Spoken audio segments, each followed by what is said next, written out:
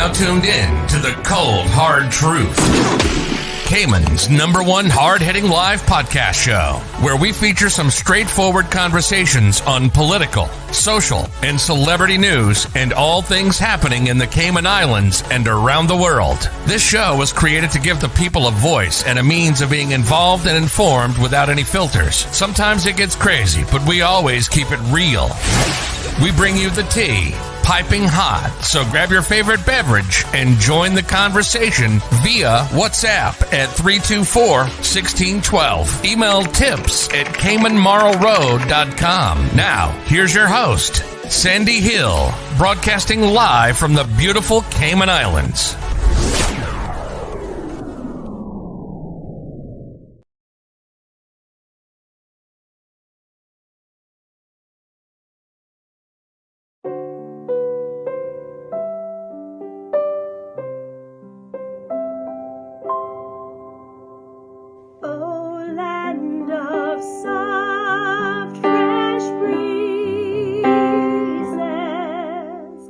Of burning trees.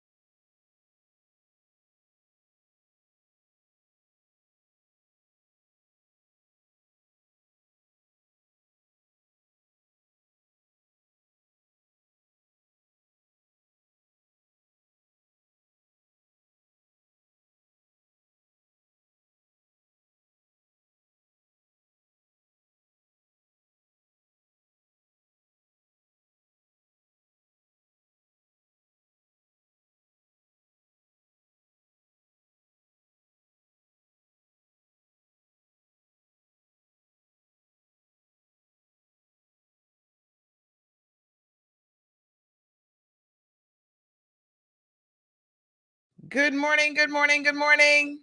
Couldn't find the audio there for a second. Happy Friday. What is going on, everybody? I'm running around today like a chicken without a head. Got a few things to do, and I'll tell you why later on in the show. Adrian, big shout out to Adrian on What's Up. How is everyone this morning? Let's get to it. We got a lot to talk about.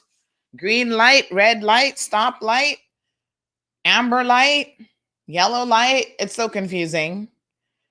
What is really going on? Someone just messaged me and they said, good, we don't need the green light because we got enough people coming here already taking jobs from Caymanians. Let me remind you all that this RGB, or whatever the heck they're calling it, system is one directional. So it doesn't have anything to do with them coming here. They're still coming because we have our own COVID protocols in place. So that's not going to stop anyone from coming in this direction. Y'all better talk to your politicians about that one. This, my friend, is about you traveling to certain countries and going back into the UK. So how the UK will actually treat you when you return to their soil. Very, very interesting. And of course, British citizens don't look like they want to do much in the way of quarantining. They want to be able to just roam free. They're having flashbacks. What life was like before COVID. Well, you know, those days are kind of long gone now. So, yes, it is what it is. Let's see who is here with us. Buenos dias. We've got Irvelin, number one on the trigger. Good morning, lovely. Thank you, Miss Alice. Miss Jackie is here. Miss Morna, likewise, is joining us. Someone just said, what is green light meaning? Oh, well, you got to tune in to find out, you know. We're all about sharing information here in the program, and we're going to tell you. Rita, do you know what the green light means? Green light. It's like, remember when you were kids, did you guys ever play anything with green lights and red lights? And I don't know. I don't think that was really a game. I think I'm making that up in my head. But anyway, just like the stoplight system, green means go. Amber means you can go, but be cautious. There will be some restrictions in place. You got to look and be careful. And then the red light means no, no, no, no, no, no, no. No go. No, no, and no. Don't do it. You know, everyone is trying to come up with a feasible reopening plan. And I suppose at the end of the day, we will probably copy some of what is already out there for our reopening plan as well. So you basically, with this system, you're going to do it based on danger, perceived danger. So we're going to talk about that because everybody's upset that Cayman's on the red. Oh, we're on the amber. Cayman is on the amber. Oh my God. Are you kidding me? It's like, y'all need to calm down. I don't particularly feel too horrible about it. I mean, you know, all right. We're not in red. Thank God for that. But we're going to have a look here. I'm just bringing up my my video news. I mean, there's all sorts of stuff going on all over the world. Pastors arrested still for hosting Sunday service in breach of COVID rules. It's like, what is wrong with you people? Oh, my God.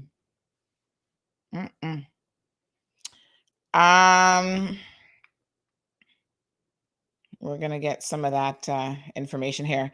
So listen, in fact, the most interesting thing about this travel restrictions in the UK, is that, there was actually a country that was removed. Can you believe it? Portugal was removed from the list, and apparently a lot of people in the UK are upset about that. We're going to talk about that here in a second. I guess Portugal is a big hot spot for travelers, and people want to go on summer vacation, right, Felicia? Indira, Rosie, Miss Rita. Buenos dias, Nilas, how are you? Larry's here, got it locked. Jennifer, Marshall, Odalis, Raymond, good morning, happy Friday. Miss Anne Marie, buenos dias. Constance is in England, sending a blessed and safe Friday. Yes, we're going to be talking about the UK a little bit, mother country, this morning. Louis in Detroit. How are you? Partly cloudy, 67 for the high. Nice. Celine, good morning. Juliet, morning. Elizabeth, Sue, Vernita. Carol says, why are people going abroad anyway this time of year? Still, like all the idiots in the UK going to Portugal, etc. I'm fully vaccinated and desperate to see my family, but I don't think travel this year is wise yet. And why the hell are the Olympics still going on? Oh, Carol, you just come out of the barn with so much common sense. How dare you? How dare you use so much common sense? Really? Carol, what's wrong with you? Are you president of the Common Sense Committee? I mean, seriously, Carol, I couldn't agree with you more personally, but I also get a little bit. Well, let me turn on my backlight. Hold on.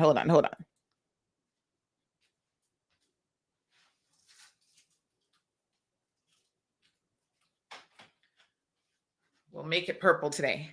I do get a little bit, I guess, of why some people are,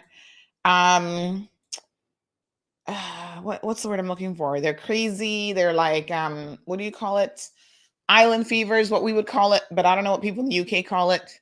Whatever. They're just antsy. They want to go somewhere. They want to travel, but I'm kind of with Carol. I mean, as much as I enjoy traveling, my daughter has not even been to Miami. I mean, she's going to be 5 in August. She gets excited about going to the BRAC. Not to say there's anything wrong with the BRAC, but that's not like a, that's a little staycation still. It's an extension of us. You know what I'm saying? But she's excited to just be able to get on a plane. I'm like, let's just do it, because at least she gets used to a plane, the idea of flying. She's not going to be too scared about that part of it. And it's something different to see, even if you just go look at the bluff. It's a little bit different. So yes, I sympathize with people who do want to get off this rock, and who probably in the UK are feeling the exact same way. They're like, I've got island fever, UK fever, London fever. I don't know what you're calling it. Some kind of fever. Get me out of here. I am ready to go. Miss Sabrina, good morning. Good morning, Sharon. Gio is here. Good morning. Mr. Tony, how are you? So good to see you. Vernita, thank you. Yes, TGIF. Thank God I'm free. Hey, you spinning TGIF. Hi, Judy. Red light, green light. It's a real mess. Someone stands with their back to the others who run towards them. When they say green light, you stop, and yes, the first one to reach wins. I kind of thought there was some game with red light, green light. Thank you for reminding me, Judy. I'm not so sure if I've ever played it, but it sounded familiar as a childhood game. Child, I can't remember. Miss Marva, hello. Beautiful Marva is in the flight business, for those of you who don't know. She is the country manager, I think is her title, for... Marva, remind me of the airline. I can't remember. Delta, maybe? Good morning, Diana, joining us from BVI. Olivia, thank you so much. James from Canada. Miss Sue, Carol is definitely right, she says. Yes. Hello, Lily Boo. What's up? Boy, Lily, I was up last night eating my little Cayman mangoes. Thank you, Miss Iva. I love you, and I love your mango tree too. Woo, she's got one of those mango trees. She was telling me I went and got a whole bag of local mangoes yesterday. And she was telling me that her mango tree actually is like one of those grafted trees, not purposely, but she gets like 3 different types of mangoes off the same tree. That is like legit crazy. And then when I was telling my husband about that, he's like, maybe that's what we need to do for you. And I was like, I don't need 3 types of mangoes, because I only eat the one local mango. So, you know, I'm just happy that I got a whole bag of mangoes and seasoned salt, black pepper, and I only have a little toots of vinegar left. So I need to go Foster's and get me some vinegar. I was like, how did the vinegar get so low already? Because I'm really the only one on here who actually has vinegar. But you know what? You know what vinegar is really good for? I mean, it works for me. One night I woke up with really bad heartburn. I hardly ever get heartburn. Like, I'm not a person who's heartburn a lot. So I think when I get them, I was like, oh my God, my heart. You always think it's your heart, right? You have heartburn. You're like, is it heartburn? Or do I need to run to the A&E, the emergency room? But I was up Googling. I'm going to be the Google doctor. And Google, I came across one article that said, take a little teaspoon of apple cider vinegar. And I was like, that sounds a little weird. Apple cider vinegar is acidic. Does that really make sense? I'm like, what do I have to lose? More heartburn? So I ran and I tried it, and lo and behold, my heartburn was gone. I was like, what? So now that's my go-to home remedy.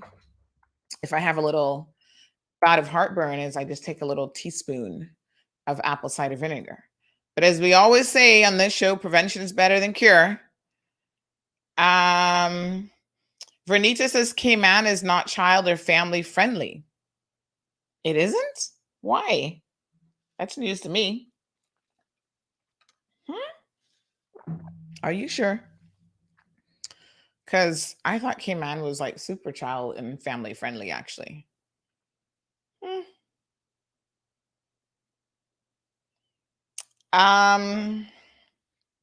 Yes, well, I don't know. I think it's one of the friendliest places in the world for families. That's why so many people come here.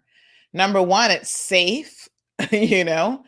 By and large, you don't have to worry about people kidnapping your kids, although we did have that little incident in West Bay that I'm still concerned about, that it looks like a lot of people have forgotten about.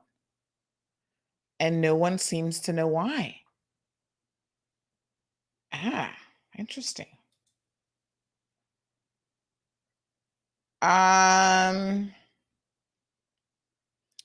Yes. So there's someone who has written a piece about why won't Boris put the Cayman Islands on the COVID green list? Well, we're going to talk about that here. Thank you so much.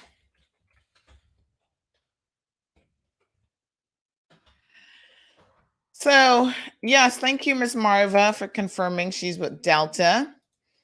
They can travel all over the UK if they want a trip.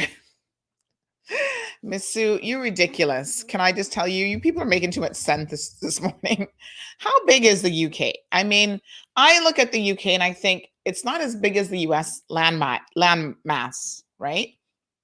But the UK is still pretty big. And I'm thinking, although I don't know, can you travel freely into Scotland, or do you have restrictions going into the different areas like that? But you know what? I mean, I think, yeah, probably people who live in London don't take enough of a country trip. So I would be like trying to get to know more of the UK. It's kind of like people who live in Grand Cayman. How many of you have ever really visited Little Cayman? Now, I know it's only a 1-day visit, but still, you know, make it into a weekend staycation, a weekend getaway, and just relax and get to talk to some of the people there. I think you can see the whole island in about half an hour, but still, let me not digress. I think, yes, you do have to appreciate the point that Sue is making, is that you do have to appreciate what you have and expand your horizons within your own territory, within your own country. But UK citizens are not having it. They're like, "Are you kidding me? Portugal? We want to go to Portugal. What is in Portugal?" Anyway, I think it's cheap travel. Like within Europe, there's so much like awesome cheap travel that you can go and do, and the beach. And does the UK not have beaches? What's going on in the UK? Tell me the truth. I've never been there. I look at London. I think, oh, this is a busy metropolitan area. Of course, one day it's on my bucket list. I'm going to go. We've got some family there, so we want to see where they're at and whatever. And I want to see Buckingham Palace, and I want to be able to wave at the Queen. "Hello, darling. How are you? It's Sandy from the Cayman Islands." Um, but I guess some people are really just thinking, it's just not the same. They want a beach vacation. They want to, I don't know. Larry from New York says they have the lowest COVID rate in the US right now. Isn't that amazing? Because probably a year ago they had the highest and they were like, oh, in a little bit of trouble. How times have changed thanks to that COVID vaccine. Darlene says the UK is one of the most beautiful places I've ever been, and yet people are stressing about the sunny countries. Is that it, Darlene? Is it because you don't get much sun in the UK? Like, is it always really overcast? Ellie says here, says that trips outside of London don't appeal to Londoners much. Really? Like country life isn't a thing? Like I said, I don't have an appreciation for it because I've actually never been to the UK. I've obviously never lived there. So, I'll have to take your word for it. But I'm wondering, why isn't it appealing? I don't know. So Cayman has reached 70% vaccination rate for, I think, the first vaccine. Sue says the beaches in the south are packed. The south being London, or the south of the UK. Louis says, I want a trip home, but I can wait. I'll stay here, take care of the garden. Thanks to CMR, I'm hardly homesick. Aw. And Darlene says, if you come further north, the sea coast is wonderful. And Carol says the UK has gorgeous countryside and lovely beaches, believe it or not. I believe it. Oh, not according to Al. She says that the beaches are a joke. Pebble Beach, dirty water. I would never swim in it. Overcrowded when it's sunny. To get a good beach, you have to drive like 4 hours. Oh, Lord, what a hot mess. When you just said that you would never swim in it, you reminded me of when I lived in Tampa. There were some beaches like St. Petersburg and stuff that I would go and visit. And I had a little dog. My boyfriend and I would take the dog and he would like run. His name was Oscar. He would run on the beach and whatever. And I too would look at that water and go, that water's a little too dark for me. Like, I don't know what's in it. So I'm not really so sure. Kegel, is that how you pronounce your name? Says the Cayman Islands is so beautiful. Yes, we know. Heat waves in the UK. I think somebody mentioned it was like 80 degrees or something recently, Fahrenheit. Yeah, I think people just want to go somewhere else. Get a little stamp in their passport. She said, yes, only certain beaches are good, but not the sea. But is not the point of going to the beach to get in the water? All right, let's have a look at it. Let's look at some of the changes and discuss what happened. So yesterday, the governor announced that there were no changes to us being removed from the amber list. And while I'm not entirely surprised by that, in fact, not only was no one, so we shouldn't feel too bad, no country was added to the green list. Portugal was removed from the green list. Lordy. And about 12 or 13 countries were removed from the amber list and added to the red list. Have a look at this. This is crazy. Vicky says they have lovely sandy beaches as well with crystal clear water. Well, I think maybe people just need to find and appreciate what they have at home, right? Just like we've all come to love Kim and Brack right now. We're like, ooh, Cayman Brack is beautiful. Yes, Luis says he doesn't swim in the water, eat the fish. Yes. All right, let's have a look at what is really happening in the UK, folks. Today, London was hotter than Lisbon. Welcome relief for those who didn't choose to travel to Portugal. Those who did now face uncertainty, with the government advising against holidays there, and everyone arriving back after Tuesday at 4 a.m. now having to self-isolate for 10 days. I understand that, we are all desperate to see the world return to normal. That can only happen through the domestic unlock first. We all look towards the 21st of June to see what can be done and the data, and we simply don't want to put that at risk through these figures. As we've seen in Portugal, both the doubling of the positivity rate that we've seen, and also this mutation, the so-called Nepal mutation on the so-called Indian variant, which could then cause us problems down the line. That's left some British travellers currently in Portugal frustrated. You have to have a system where either it's open or it's closed. There's families bringing out kids and there's people who booked holidays for a long time. And things constantly change like that, and it's that constant changing of goalposts. That's the frustrating side of things. We came here because, we like Portugal green list, that's fine. So, it's going to impact my work and stuff when I get back.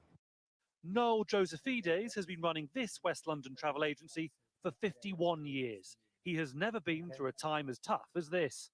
It was pretty bad in 1974 when Turkey invaded Cyprus. But this pandemic is never ending. It's been 15 months now. Today's announcement Portugal is going to move from the green list to amber. So is yet another blow. Are you making any money? No, none at all. We're losing hundreds of thousands of pounds. We're taking no bookings at all. My staff are spending most of their time postponing, deferring, cancelling, explaining to our clients what's happening. Gatwick Airport should be packed today with half-term holidaymakers. Instead, it's almost deserted, with a tenth of the departures they'd normally expect. Bosses here call today's news bitterly disappointing, and there is anger and frustration across the industry. It's not justifiable and it's irrational. Portugal has a similar rate of infections as the UK, and there are many places in the UK who has much higher rates of infection, and they also are tearing up and shredding their own rule book. They said that they were going to have this watch list where country was going to go on to, so people could plan accordingly, but that is not being used at all in this case. The UK's traffic light system was supposed to bring clarity. So far, it's been closer to chaos. The international travel market remains gridlocked, frozen by a lack of consumer confidence, with few now willing to take the risks of going to green countries in case they turn amber or red in the future. James was due to fly out to Portugal on Saturday, but after today's announcement has cancelled his trip. It was only when we saw the news this morning that it sort of dawned on us. There hadn't been anything leading up to it. There hadn't been anyone reporting that Portugal's rates had been going up and there was in jeopardy. It was only when this announcement came today. It is what it is. Those tempted to take off abroad now face a stark choice. Either go last minute or don't go at all. Joe Pike, Sky News, Gatwick Airport.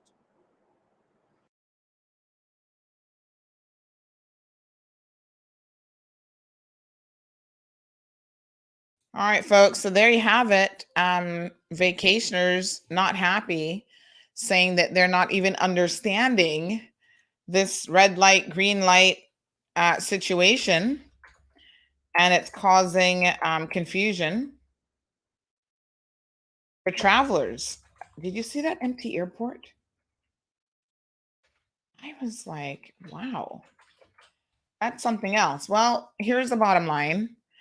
I think that for us, we still have to be very, very fortunate. I understand.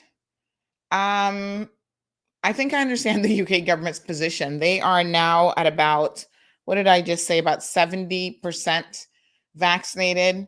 And at the end of the day, they're trying to keep the numbers as low as possible. Do they want to go back into an absolute lockdown? I'm pretty sure that they don't. And so this is really a balancing act, you know? And when we talk about how we're going to reopen our borders, which we don't know yet what is being proposed, I can assure you that it's not going to be a let's fling the doors open and invite everybody back in. It can't work that way. And regardless of what I suppose you implement, you will have to know that there will be some infections. We're not going to remain COVID free. And so that is why it is so important for people to really look closely at their options of getting vaccinated. And they're trying to get that new batch of vaccines here. I understand that, is it on the 12th? The BA flight for, no, that must be the 14th. When does BA come in, on a Monday? But yes, I mean, this is the unfortunate position that the entire world has been in. This guy, I could relate to him when he says that this feels like an ever growing, like it's just a never ending situation. Was 15 months? COVID is real. COVID is crazy. It's no joke. I still kind of look at people sideways, and I think that they're crazy when they say that, oh, COVID is a joke, or COVID was designed by these countries to just keep everybody home and keep everybody in check. Have you lost your good senses? Obviously, you don't have any if you're saying that sort of thing, but honestly, that makes no sense at all. Governments, businesses are failing. Governments have shut down entire industries, including the airline industry, may never be able to recover from the losses that they are enduring at the moment. Why would any country do that? Like, that doesn't make any sense. And it's just not a country. It is an entire situation with every country in the world, you know? So to me, it does baffle my mind. Well, what can we do, folks? We're here for the long haul, and it is what it is. You know, we've just got to be sensible about the decisions that we make. So Ms. Sue says all the BA flights from here are booked over to UK. Don't get it. I'm not sure about the question. So they're booked over in the UK? Well, isn't BA UK carrier, as in the UK carrier? Having said that, we know that the flights here appear to be coming in relatively full. I don't think I've seen an empty BA flight yet, but really that's because at the end of the day, even if people have to come here and quarantine for 10 days, 14 days, whatever, they're happy to do it. Because when they come out, what a sigh of relief. I've had people at my daughter's school who were part of the concierge program saying that it was just so nice to not have to force the kids to wear masks and to do this and do that. And it's like, they still think that Caymanians and a lot of the residents here don't appreciate the position that we are in, how incredibly fortunate we are to not have all these restrictions in place. So, of course, on top of that, it's compounded by the fact that people want to vacation during COVID. I agree with Carol and Sue. I would just be focused on a staycation, and even that in countries where COVID is still very much a concern. You know, it's a risk that you are taking. So the expectation going into this, according to the Financial Times, before yesterday, the expectation was that a handful of locations, mainly islands, Eric's like us, were expected to be added to the green travel list. However, and again, this is because the holiday industry, as they say, has been plunged into doom. However, that didn't happen. And ironically, Portugal was added to the green list just 3 weeks ago. So they just added Portugal, but they were still very much viewing Portugal, the situation in Portugal, and again, their primary concern that's coming out of their COVID-19 cabinet committee is that the new variants that are taking over, this Indian variant, and Lord knows how many other variants are going to follow. But this is a particular concern, and there seems to be a high number of that in Portugal. I'm guessing just because it's a vacation hotspot, right? And you've got people traveling in from all over the world. But yes, there are other countries that remain on the red list. And like I said, a number of countries have now been added to the red list as well. Let me just pull up the little CMR article in case y'all missed it. So the governor, of course, expressed his disappointment that we were not added. The thing that people don't get is adding Cayman is probably not as simple as you think, because they're looking at us not as an individual country, but as a region. So the Cayman Islands is obviously in the Caribbean, and in the Caribbean, we have some pretty high numbers. Bermuda, remember what MP Famous was sharing with us just last week about the situation in Bermuda and how that should be a lesson to us to get vaccinated and to do all of the right things. And still, some of you remain very hesitant to do that. He said, listen, take it from me. This is what he said when he was on the program. Bermuda is the example that you do not want to follow. Honestly. He said, learn from our example of what happens when you don't follow the instructions of the professionals, when you don't get vaccinated, and you don't do this and you don't do that. What is coming in your direction is not going to be anything nice. Most of the people now that they have hospitalized and dying as a result of COVID are all connected to persons who have not bothered to get vaccinated. They're just like, can't be bothered. So right after they had the press briefing yesterday, the UK government, the press briefing, I'm just having a quick look here. The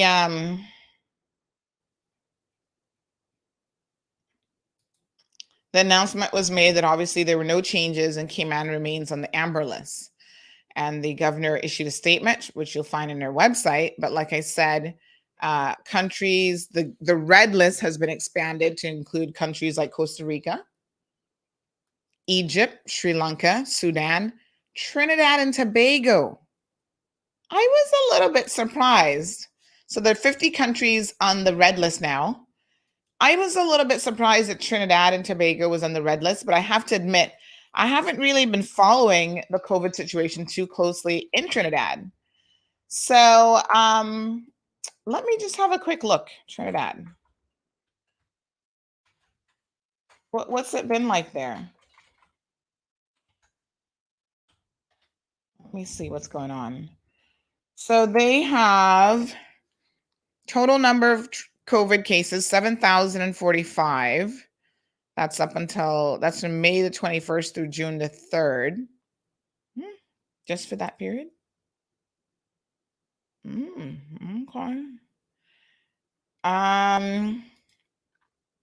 Let me see what else we're looking at here. Do we have some overall numbers? So daily updates. So they had, Lord, total persons tested, blah, blah, blah. Okay. So this is as of yesterday at 4 p.m. Total recovered patients, 14,918. Total active cases, 9,817. They've had 537 deaths, 546 new positive cases just in the last 24 hours. Wow.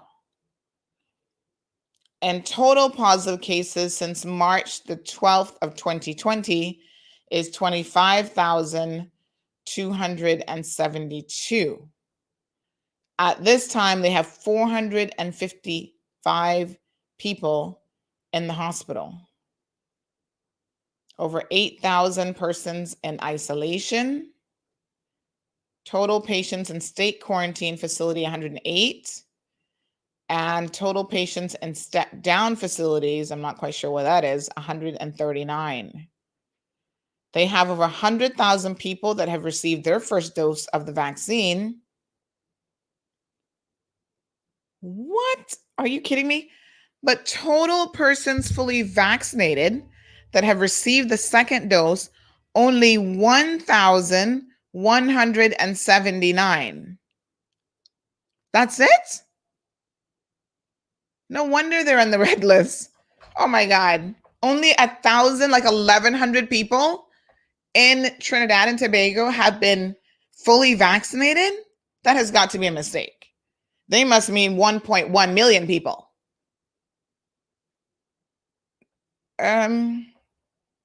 You see, this is the kind of stuff that I'm sure the UK is looking at going, you know, that little special British side eye. I can see the Prime Minister now. Oh, no, love. Oh, God, no. We can't allow them.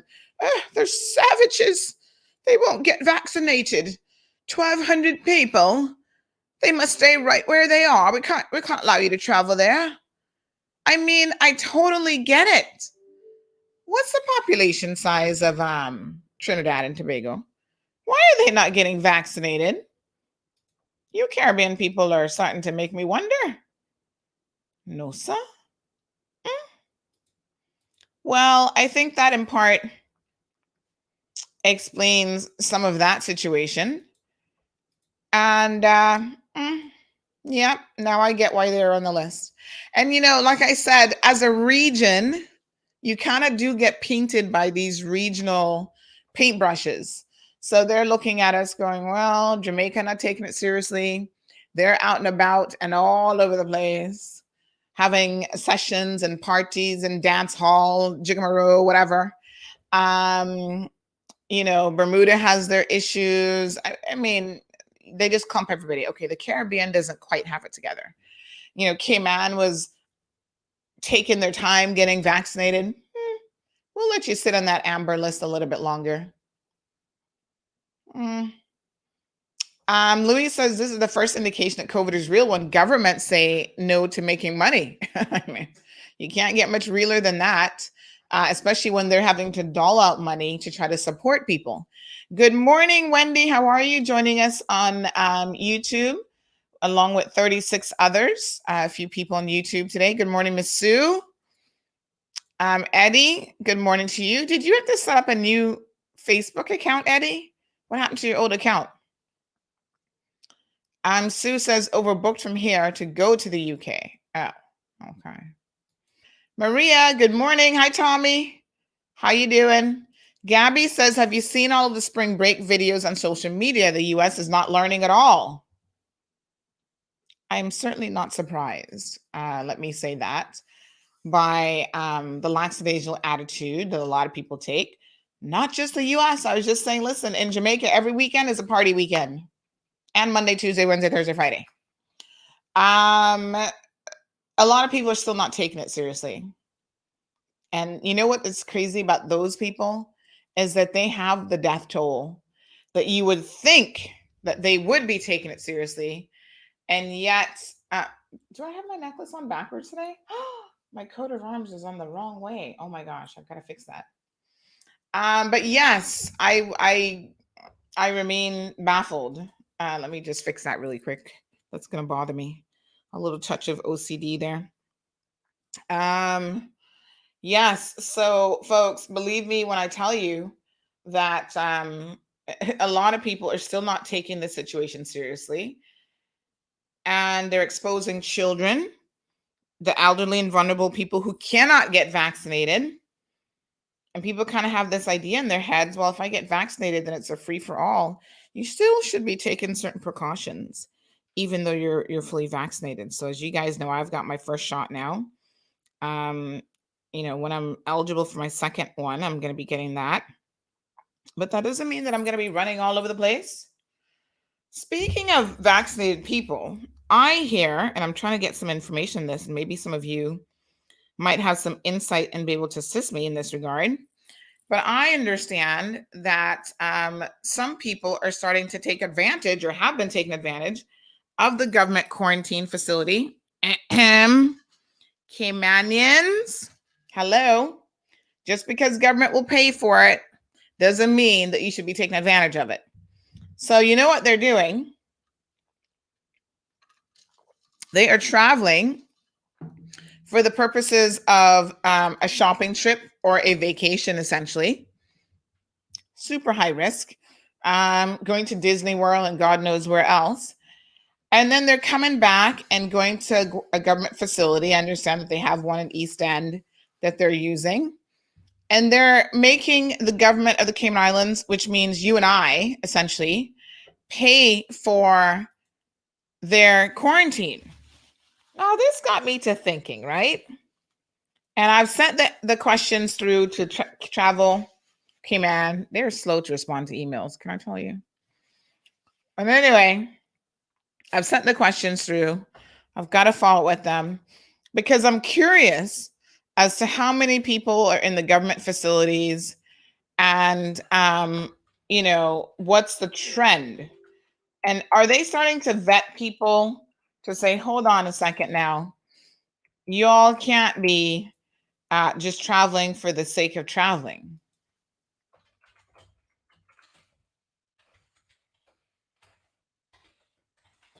So I would say that what government needs to start doing is putting some requirements in place to stay at a government facility, including if you're traveling, it has to be proven that you're traveling for some medical or emergency purpose in order for you to come back and then have to be quarantined. Or if you're not eligible, I suppose, to quarantine at home. And some people are not. So I heard of a couple that went away and they went shopping and did the most. And they can't quarantine at home because there's someone at home who has to go to work and can't quarantine with them. And remember now, there are certain stipulations that come with home quarantine because effectively you're having to quarantine the entire household. Is this a thing? Are people actually taking advantage of the system like this and making us the taxpayers? Don't make nobody lie to you that you're not a taxpayer. You're not a direct taxation payer, but you're paying taxes. It's called duties. Should we call ourselves duty payers? Sorry, I keep doing something here. That's why I'm turning the camera off. Call it whatever it is. It's still a form of taxation. And people have this idea that, oh, let the government pay for it. I love when people say that to me. And then I look at them and say, where do you think government gets money from? They don't print their own money like that. When you say let government pay for it, you're essentially saying let us, the people of the Cayman Islands, pay for it. And this is true of whether you're taking advantage of the quarantine facility or if you are taking advantage of NAU. Oh, let government pay for it. Child, we are all going to pay for it for generations to come. Elizabeth says, what about Barbados? Let me see what the numbers are for Barbados. Barbados. Okay. Yeah.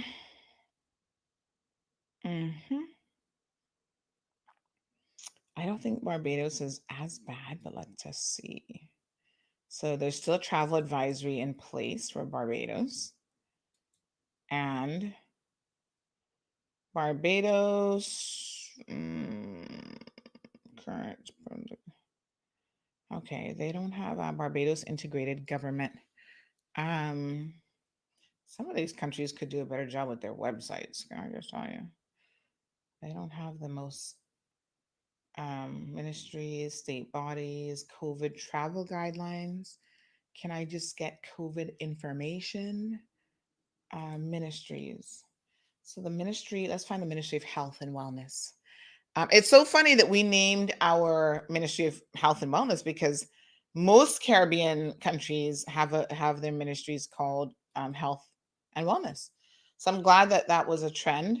So look, you know, health.gov.bb. This is their health and wellness website, supposedly. Doesn't even work. The site can't be reached, it says. Can somebody else try it for me? Is it just my computer? Let me open up another browser.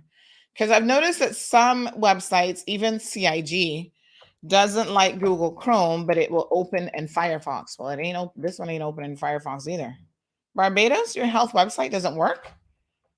What kind of amateur stuff y'all going on with? Somebody else try that link for me. Let me see if I can find the Bayesian numbers. But the health website doesn't appear to be working. Now that's a bit of a hot mess. Okay, Barbados update, COVID update, 18 hours ago. Well, let's have a look at this. So, Barbados, they have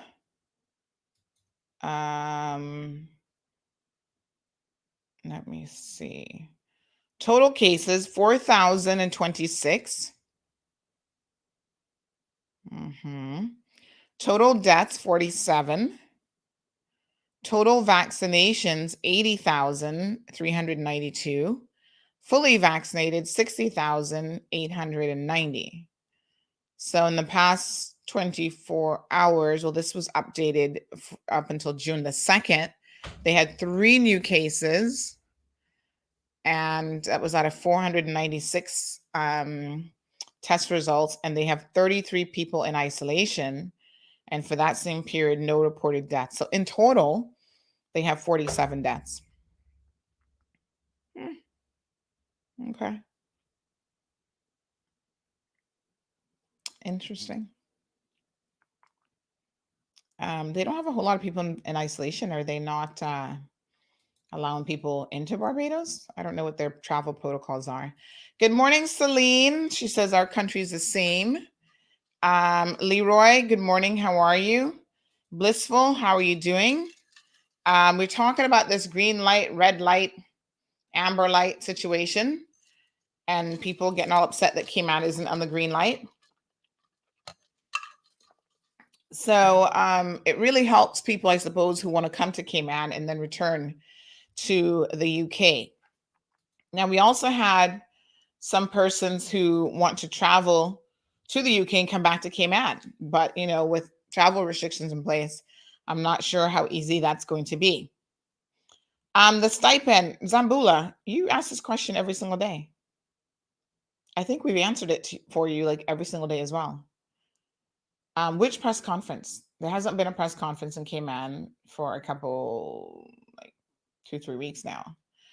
So let me repeat myself one last time, Zambula. I want you to pay attention now, because I keep telling you the same thing and you just ain't listening to me. What's wrong with you?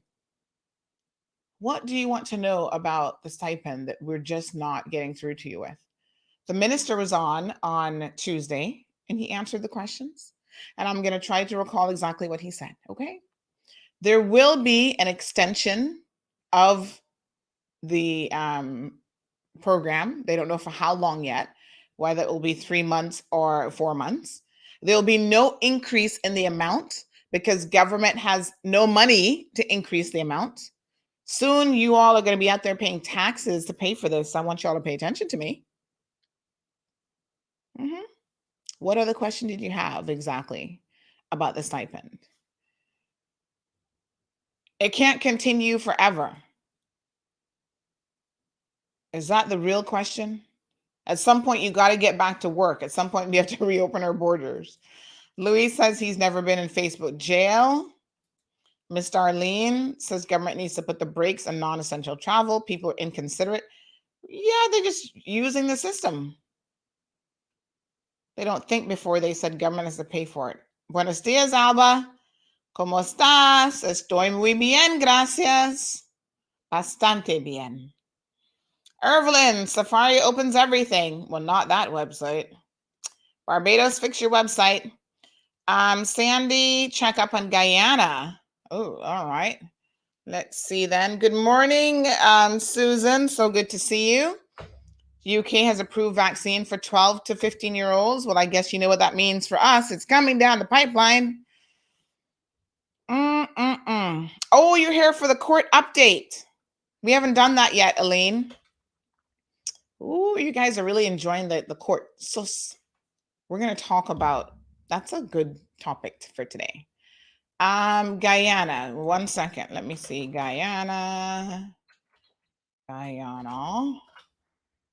So in Guyana, we have COVID cases. Ooh. Over 400 deaths. Boy, let's see. Guyana.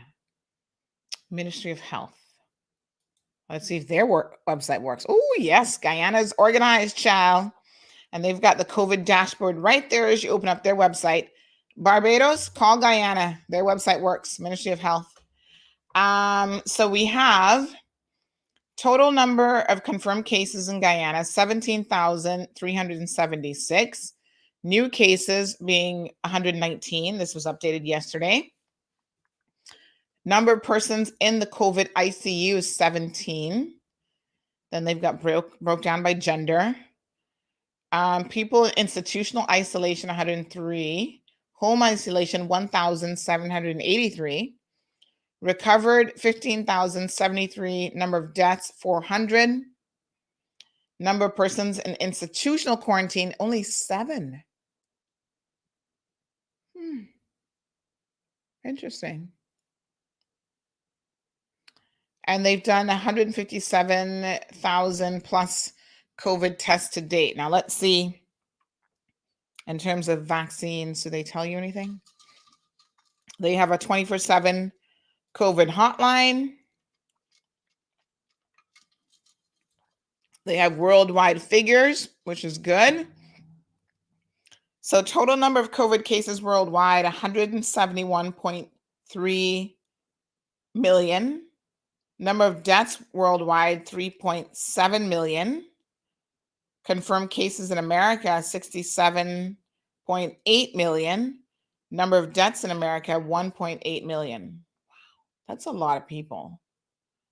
I know y'all talking foolishness about, oh, this isn't killing any more than the flu. 1.8 million people in 15 months, and you're still thinking that this is a hoax or this isn't real? I mean, that's just one country. Worldwide, 3.7 million. And do remember that that's in all likely cases underreporting, because some countries were just so inundated that they just were like, just throw them on the pile and burn them. Like, we don't even know what they died from. And they very well could have been COVID deaths. I like on their website, they say no to suicide. They've actually got several toll-free numbers you can call or text. You can also do a request to be called. Cayman, we need a COVID suicide hotline. Please.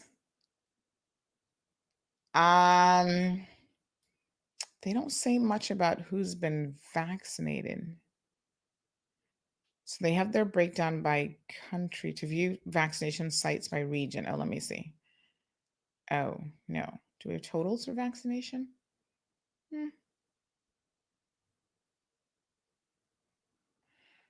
Persons desirous of being vaccinated can pre-fill their form, which can be downloaded here.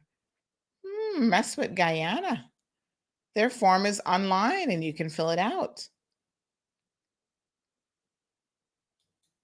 Wow, that's good. HSA, take a little page out of their playbook. This is the beauty of this stuff, is we can all learn from each other, right? There is never a need to reinvent the wheel. Oh, I've got to take some antibiotics. It's 8:30. Let's take a quick break. Good morning, Cece. Cece, do you want to come on the show and hold down the fort for me for a couple minutes while I go and grab my antibiotic tablets? which, by the way, means I need to eat something because you cannot take these antibiotics on an empty stomach because they will tear your stomach to shreds. Literally. Okay. So, what do I have to eat? I can do an apple. I've got some leftover pasta. A bit much for breakfast. Good morning, Samantha. How about the mask that you wore from vaccination? You're getting any more of those? Oh, thank you for asking. Everybody loved my What a Hot Mess mask. And I have been talking to my suppliers about ordering some, hopefully to get here for the anniversary party that we're going to be having at the end of the month. So I was just emailing them back and forth yesterday. And I think that we can get an order here, hopefully by then. So yes, they were just telling me about logos and colors and whatever. Yeah, so let me just see what the last message was. It says screen print, blah, blah, blah, blah, blah.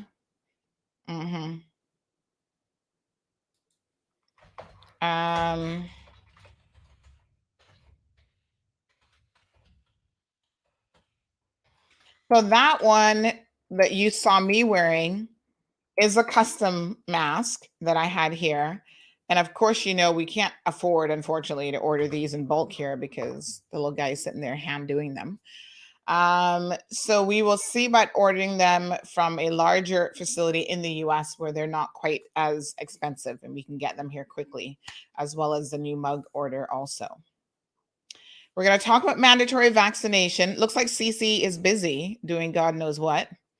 Or she just isn't ready to take over the show. So give me a minute. I already hear my stomach growling at me. But I've got to take, I'm trying to take these, I'm supposed to actually take it at 8 o'clock. So I'm trying to take the antibiotics as much on time as possible. Thank you, my dear. I thought she was listening. It appears she's not listening to me. She just logged on and then she's like, I'm going to go do something else. All right. So give me a second. I will go grab my antibiotics. Oh, maybe I'll have some green mangoes with my antibiotics. Not quite so sure that would be recommended, but it's still food. It's still something on the stomach, right? All right, give me a second here. Let me just see what I can play for you in the interim.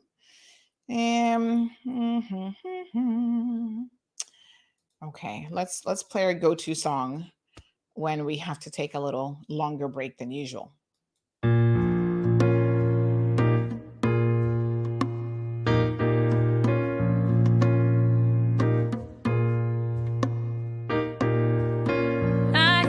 People talking. What are they talking about? This world's gone crazy, and I'm trying to find a way out.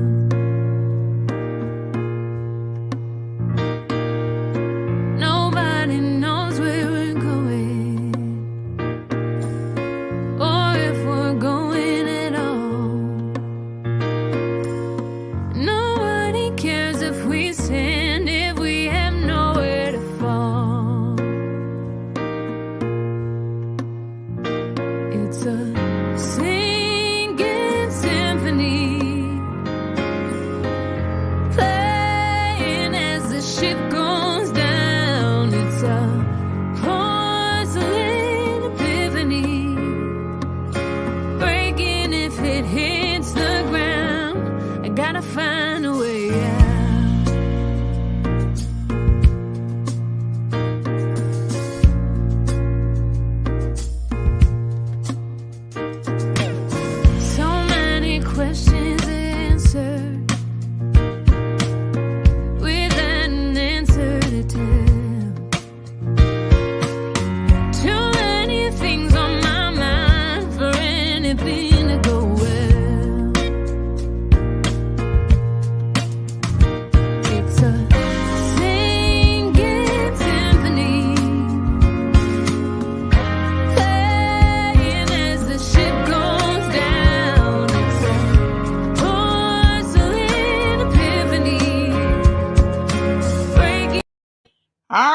good, folks. I'm back.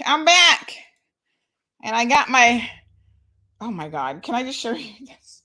Miss Iva is so wonderful. I had a few mangoes last night, but let me show you. I have them in my little, oh God, they're actually quite heavy. Look at this. Are these not gorgeous? Now, some of them, like this one is already too ripe for me. Like I feel it and it's already too soft. So this is already too ripe. I can't eat him. So she gives me enough so that I can kind of go through. Oh, this one is nice. Not ripe. So I've already washed them off. And this is going to be breakfast. I'm sure it's not recommended by any nutritionist in the world right now that I eat. They're not completely green though. You see, they're tern mangoes. But I'm sure they're looking at me going, Sandy, what on earth are you doing? Why are you eating tern mangoes for breakfast? With salt and pepper, no less. However, I have the belly of a Caymanian, like for real. No matter where I lived in the world, you know, when I used to live in Tampa, I couldn't get these mangoes. And so when I eventually came back, I would go on mango binges, like literally. I was like a crackhead on, it was like, what would I call it? A mango head? I don't even know. But mangoes were like my crack for a good couple years. It was so bad that I had 2 dogs. Remember, I've told you probably about Oscar and Rupert. They would sit there and watch me eating these mangoes. And I was so into it that clearly they thought, wow, whatever she's eating is really good because she's like smacking her lips and And so my dogs, hear how crazy this is. They would beg me for tern mangoes and I would feed the dogs tern mangoes. They actually quite liked it. No salt and pepper for them though. But yes, child, I'm going to do this so that, where did I put the pill now? Let me not throw the tablet. Oh yeah, here's the tablets. I got to take these really strong antibiotics. They do say take with food. So I'm going to put on a little bit of salt. Now, you know, I'm trying to cut down on salt. And I'm not a person who normally adds salt to my food, but mangoes, cheers. Oh my God.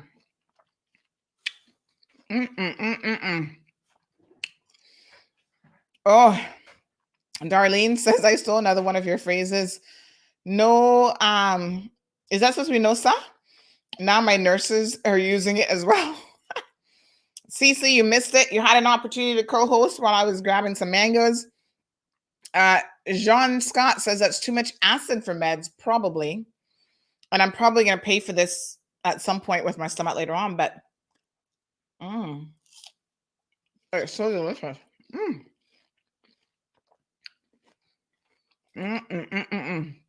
Good morning, Jason. Miss Judy's here. Virginia, thank you so much. Joining us from Rotan. You have a wonderful day as well.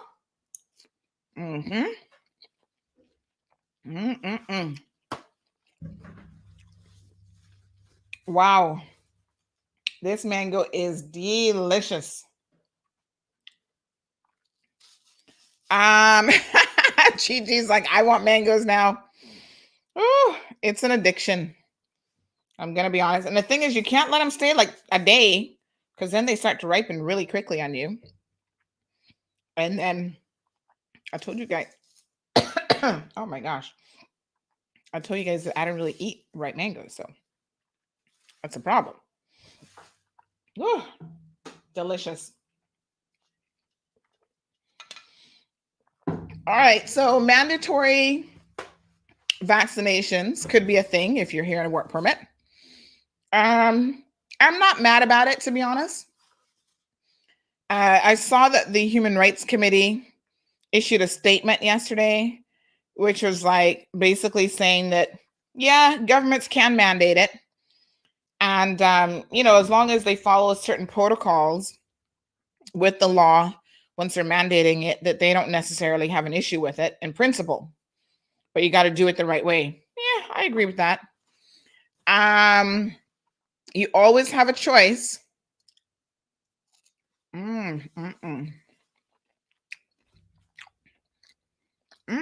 Magdalene, mango ceviche, is that a thing? I guess that's basically what we're doing, right? We're like pickling it in some kind of fashion. But yes, Shad, we don't buy that kind of stuff from, although I shouldn't say that, because one time I saw some, I don't know which grocery store you're referring to, but I did see some at Hurley's that were like in a different little sauce. And I thought, that looks interesting. Pickled mangoes or whatever they were calling it. And so I bought some and yeah, it wasn't too bad.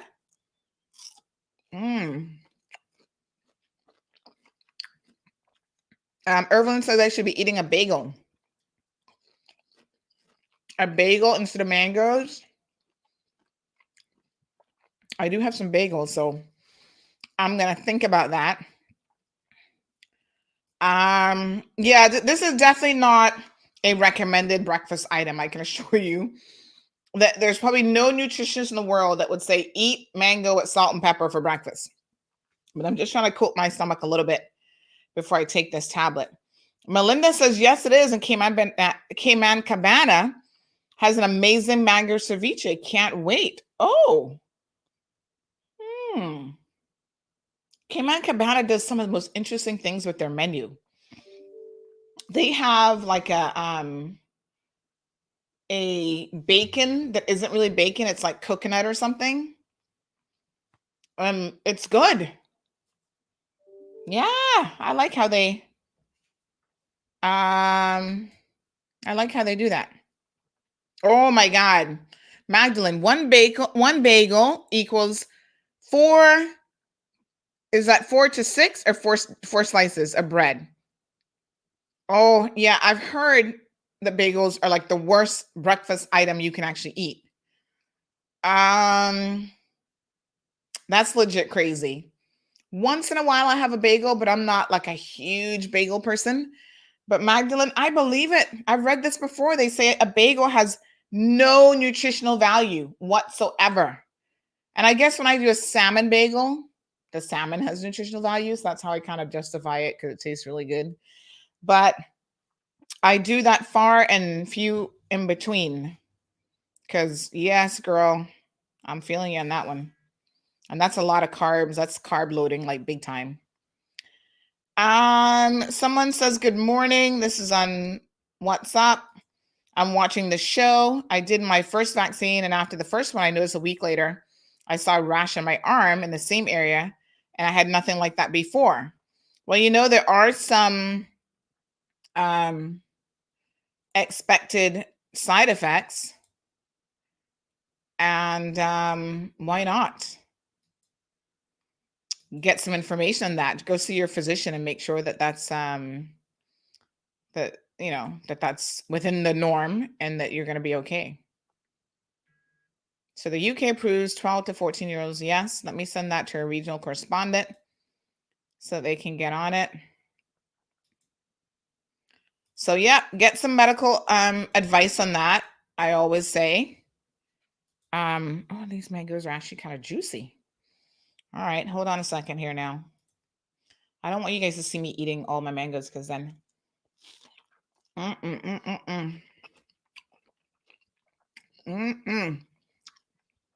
feel like I've had the oxtail tacos, or oh no, it's the oxtail Benny.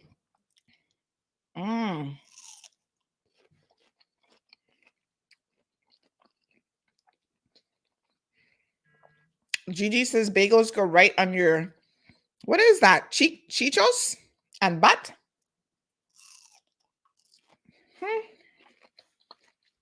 Okay. So that is one mango. I kind of feel like that's enough for me to take the tablet. Probably not. I'm sure they meant eat more.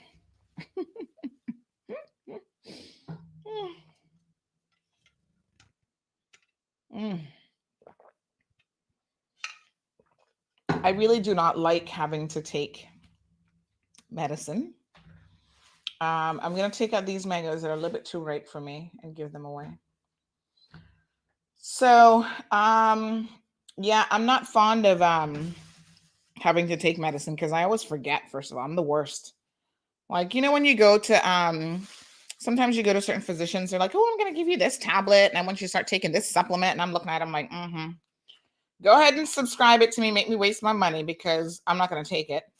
I used to go to this guy for acupuncture in Miami. I think I told you guys about him in North Miami. He was fantastic. The first acupuncturist I've ever been to, gave me some relief for a tailbone injury. And I used to go to him for years until he just shut down. I didn't know where he went, what happened. But child, I was doing some CSI investigative work trying to find him because he was so good. I'm like, surely he's reopened, he's moved. But I think just over the years, there was just a downturn in his business. I don't really know why, because he was so incredibly good. But anytime I'd go there, they were always trying to sell you all of these Chinese supplements. Now, first of all, if I can't read the label, I don't know what's in it.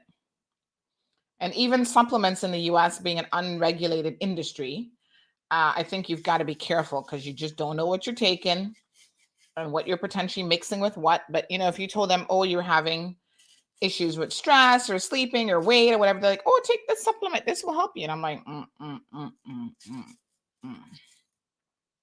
But sometimes I would feel bad saying no. Can you imagine? And I would buy it and then never use it. It would just sit here for years, and then I'd throw it out at some point. So after a while, I started telling the lady, I said, listen, I have never taken a single supplement that I had purchased from you. So let me stop wasting my money, because they weren't cheap. I was like, let me stop wasting my money on supplements that I will never use, and just do the acupuncture, because that's what I'm here for. I only take my low pressure tablet because I know I better take that. Dr. Sydney will string me up if I don't. And that's just recently. That's just since I had the baby. I had a little bit of that issue to deal with. And other than that, I don't even like taking headache tablets or anything. It's very hard for me to take a tablet. So, but when you're taking antibiotics, the advice. Make sure you take it on time, you finish it, blah, blah, blah. So I'm doing my best today. And that's why, folks, I'm sitting here eating a turned mango. Daisy says Chichos are the love handles. Oh, oh my gosh. Despite them being, they're turned, so they're not really green. They're actually juicy. And if I did eat a ripe mango, I think that these would be very good, because they're so juicy, even though they're turned, Anne, good morning. She's still in quarantine. She said the mango bank is at 1321 holiday. Now, Miss Anne, I read somewhere that someone was trying to bring you some food at the Holiday Inn, and it was like trying to get into the vault at the White House. There's so much security involved. So I don't know if I can be bothered with that, child. Thank you, Gigi. Tracy says, any update on border reopening? They're working on it, Tracy. That's all we know. Nothing specific. Apparently, the last government hadn't yet met with any industry stakeholders to talk about a plan for reopening.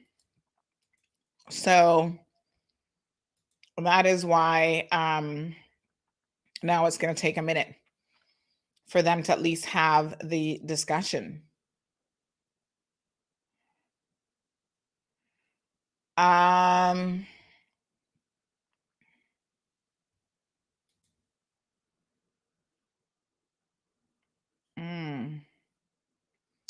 Oh gosh. Okay. Right. So mandatory vaccinations will likely happen. I think as long as someone advises you that it's coming down the pipeline, you have a choice. You can always say no.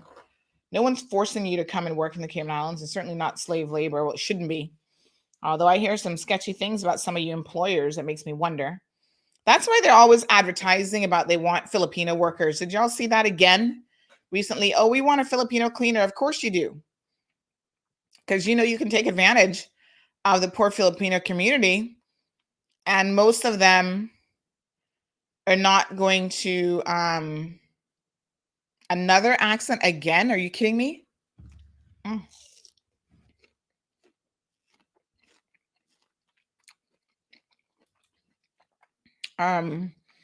Most of them are not going to do anything about it. However, let me advise you that Filipinos are starting to speak out in this community right here in CMR, or tag along Thursdays. So y'all better behave. Otherwise, you're going to be featured in CMR for taking advantage of people. Oh, God. Tracy. All right, let's talk about our court situation, court news. And hoping the border will be reopened, direct flights to Tampa. We'll see how that goes. So let's talk about this young lady. Her name is Olga. So Olga Elizabeth Smith is her name. She is charged with stabbing to death her baby's father, which is so incredibly unfortunate. He died. It was a stab wound to the neck. So this case has been going on since March of 2020, I think, is when she actually stabbed him. And there has been a lot of back and forth with Olga, taking a minute to then plead guilty, because they had her charged with murder, and she'd plead guilty to murder, and then she changed her plea, and then she came back and she changed it to something else, and she ended up pleading to a lesser offense, which is manslaughter with provocation. Now, this is a very complex legal argument, believe it or not. I think a lot of people didn't quite get the legal arguments involved. But let me show you her picture and the young man, unfortunately, who passed away. His name is Mr. Connolly, Marvin Connolly Alma. Oh, here's another name. Hold on. Marvin Connolly, Marvin Xavier Connolly Armendariz. Yes, I think.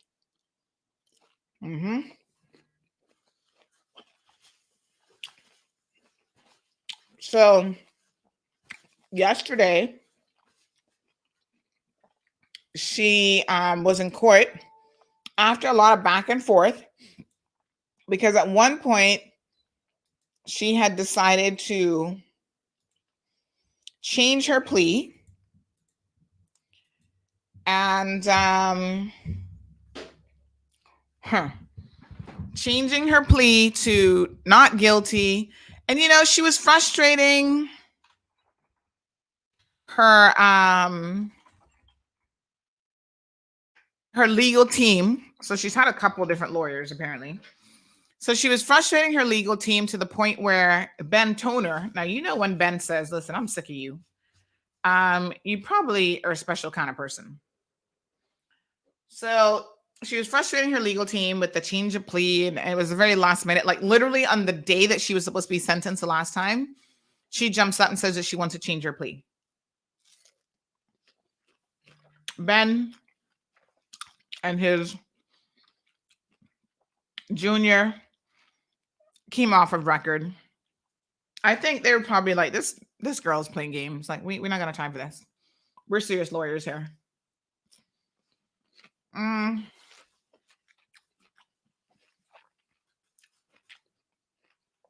She was always going to jail.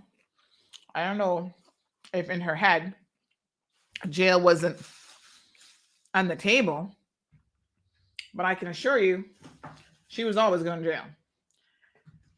But because she pled to a lesser offense instead of murder, which obviously, the prosecution has agreed to this plea deal, what that means now is that automatically the starting point the judge said was like at 9 years and something, and then she gets all these reductions for her guilty plea and different factors, right?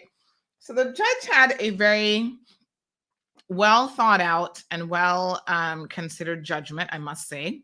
It was quite lengthy, as these judgments are. And, she discussed what cases she looked at. And here's the thing. A lot of you guys don't know. Judges can't jump up and be like, okay, I'm just going to send you to jail for 7 years. Bye-bye. No, they need to provide a legal written decision. And once that decision is available, we can certainly share it with you all in case you're inclined to read it. But they have to provide reasons for their decisions, reasons in law. She talked about, this was Justice Cheryl Richards. She talked about provocation and what that means, and, how provocation will play into the sentencing of an individual. So it doesn't make you get off scot-free, but it does contribute, depending on the degree of provocation, to the amount of time that you could potentially get in consideration for it. Now, the thing about it is, say, for example, this is just an example, you killed someone who had been abusive to you, but you did it the day after they beat you or something like that. You can't really get a huge discount for provocation because there's been some time that passed between the incident. So that works against you. And if you had an opportunity to do something else, like, you could, not like they had you tied up, you could actually go to the authorities, you could go to the police, you could, call the abuse hotline. All of these things will be looked at. So they did have an argument at some point in the day, this couple, and then they were said to have been out at the bar, drinking and that sort of thing throughout the day. So they were both well sauced up by the time that this incident happened. Then they both went home. He lived in her house in Northside. And I think she's quite a bit older than him as well, or a little bit older than him anyway. And, it talked about how they were always fighting and fussing. So, of course, his family says, listen, and this is always the case, the dead person is always the angel. Well, they're not always an angel. And sometimes there's some degree of issues that the couples would have had. This particular couple were a hot mess. They had a lot of issues. They were always fighting and fussing. She had bruises. He had bruises. The court went through all of this in wide detail. And they were talking about the fact that this was a very tumultuous relationship. And it's sad that as tumultuous as this relationship was, no one left the relationship. And the takeaway from this, if you're a young person listening to this right now, the takeaway from this, folks, is these types of relationships never end well. Understand what I'm saying? You're either going to end up dead or seriously hurt, or the other person's going to end up dead or seriously hurt, or you're just going to waste years of your life back and forth over this sort of thing. And it just doesn't, someone said to me yesterday, well, when you tell a victim to just leave, that sounds easy, but that means that we don't understand. We understand how difficult it is for victims to leave. We also know, factually speaking, that this young lady appears to be drawn to tumultuous relationships. So this isn't the first relationship that she has been in that she says is abusive. So she needs to get help for herself so that she stays away from this type of thing. Maybe it's the younger man syndrome, going after these young guys who haven't grown up. Or you like the bad boy. I don't know what the attraction is, because I don't know. She obviously has some issues, and she needs some help. So, the court heard all of that in her social inquiry report. She would have talked about all of her issues. And the point of the social inquiry report is to lessen or to humanize the defendant so that you get to know about their life and how they grew up and the type of person that they are and all this kind of stuff. So it always comes across, her friends say that she's a glowing person because she will then give references for the purposes of the social inquiry report, where people will say, yeah, this is the person that I know. But none of us know the full person, if you know what I mean, right? So, unfortunately, in her personal relationships, I mean, maybe she's a great friend to have as a girlfriend, like not a girlfriend, like romantic, just as a friend. But clearly in her personal relationships, it is very tumultuous, fighting and cussing and going on. And she's beating him up and he's beating her up and bruises and whatever. And so that was the kind of relationship that they had. And it ended tragically. After a day of fighting, broken furniture, broken doors, the knife was found in the bathroom. And was it the bathroom or the bedroom? Anyway, she stabbed him to death, is the point. Right in the neck. You know, it hit that the vein, I guess, in the neck, that major artery, and that was the end of it. Now, apparently she, based on the medical evidence, did not get help for him immediately. It may have saved his life, and it may not have saved his life. I guess no one will never know, depending on how quickly the ambulance had gotten there. But yeah, she didn't get him any medical assistance until it was too late. Then she ran to the neighbors and basically said, "Oh, I've stabbed." No, she said someone has been stabbed. And when the authorities were called, she told the EMT, because I guess her brain was trying to pull a fast one, that he had stabbed himself.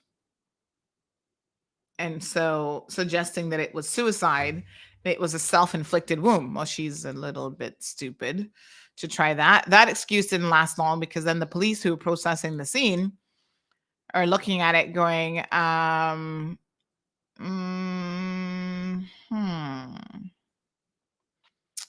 that doesn't look very good, because we see broken furniture. We see, you know, all this other stuff that's going on here, broken doors and all sorts of stuff. Looks like you guys had a fight. Somebody was up in here fighting. I mean, who knows when the broken doors are from? Maybe it wasn't from that day. I don't know. But they were always fighting. And in fact, the court talked about how they had something like, 16 calls, call outs, where they were like calling the authorities out to come and get some assistance. And so, I mean, it's just a hot mess. Like, really? So unfortunate. So this young man's life was taken. Of course, his family is like, she's a murderer.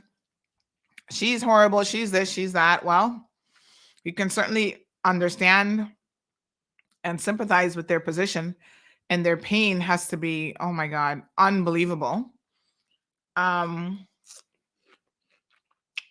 So yes, it's a lot to take in. During the hearing yesterday, I was very saddened. I think that might be his brother that was there, listening to the proceedings. And when the judge started reading the part about how he died, like a little bit about what was in the medical report and that particular wound, that young man left the courthouse. He started crying, and he couldn't sit there and listen to the rest of that. And I thought, wow, so many lives have been destroyed because of this. Her life, obviously, the life of her daughter, because now she has a child for this man. Can you imagine that conversation that she's going to have with her daughter someday? That you killed my dad? It's like, what? How does that? I can't even imagine. Because one day that little child's going to say, "Mommy, I'm in school with all these other kids. Everybody else has dad, because this is what kids do. Where's my dad? And then you're going to go, he's dead. His dad? How? I killed him? My God.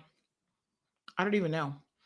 And now she's off to jail for 7 years. Say she serves 5.5 years because she has to do 60%. She's actually going to get a further reduction because apparently they have to count the time that she was in quarantine, wearing her ankle bracelet, and basically in prison at home, which I didn't think that any of that counted, but they have to calculate that. So there'll be a further reduction based on those numbers. Nonetheless, her daughter, who was an infant right now, I think she was born in November, is going to grow up the first 5 years of her life with her mother in jail. I was thinking about this yesterday. Who do you think will have custody of the baby? Do you think her family will keep the baby? Will his family fight for custody of the baby?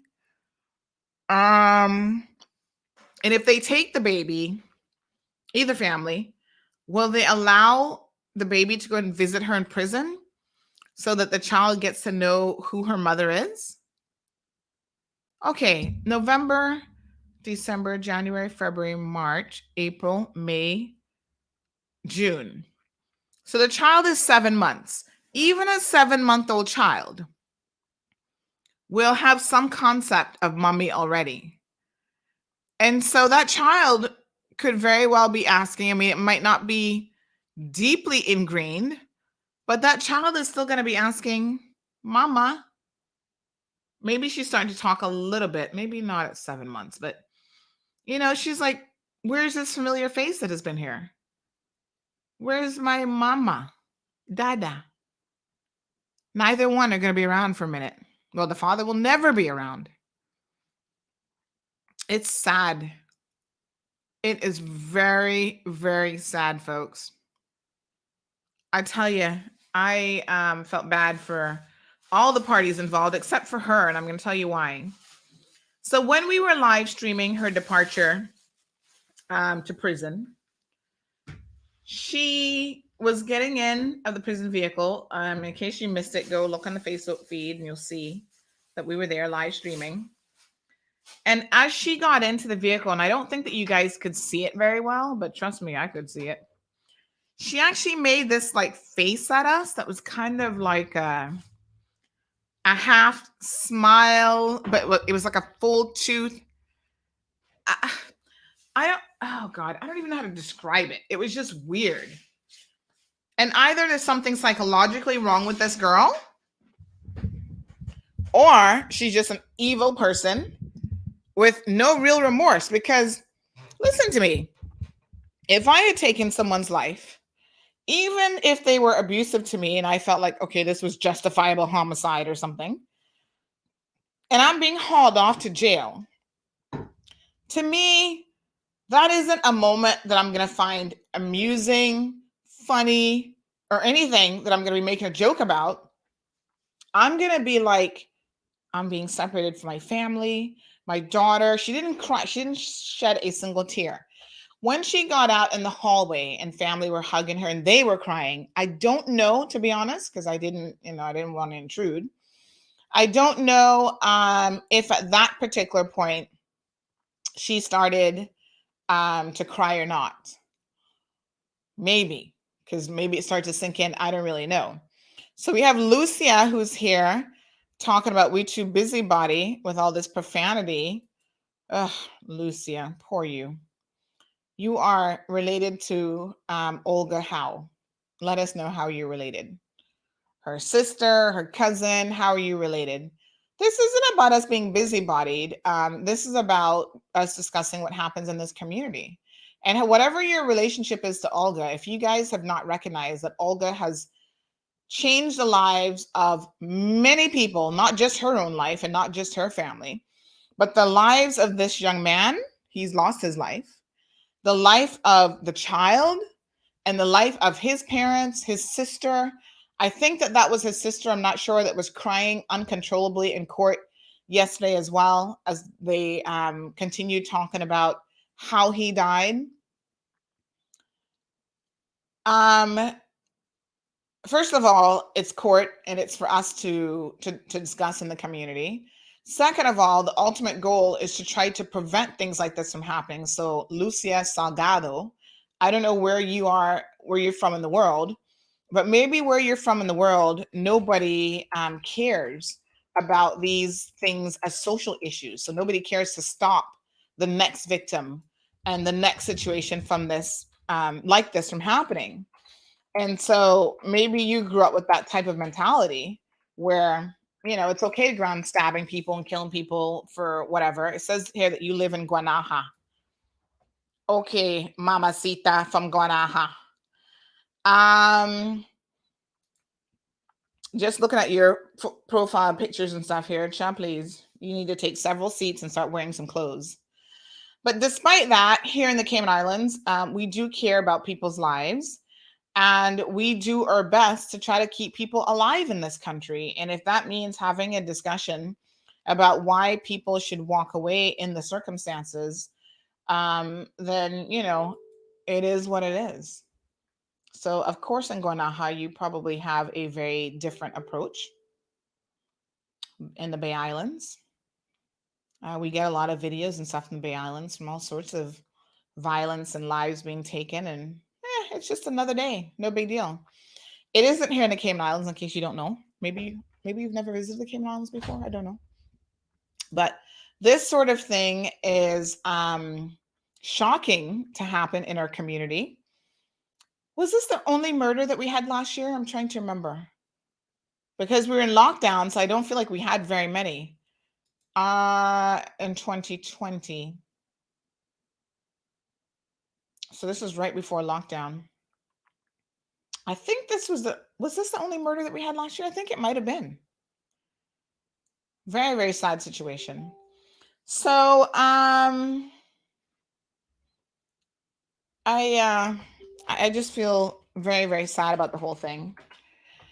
And of course, she will, like I said, now spend some time in jail. There are people who are of the opinion that 7 years is not enough time and that she should have gotten more time. I can sympathize with the position as well, because there are people who literally have never killed anyone that have gotten more than 7 years. People caught with a firearm get an automatic 10 years or 7 years if they plead guilty.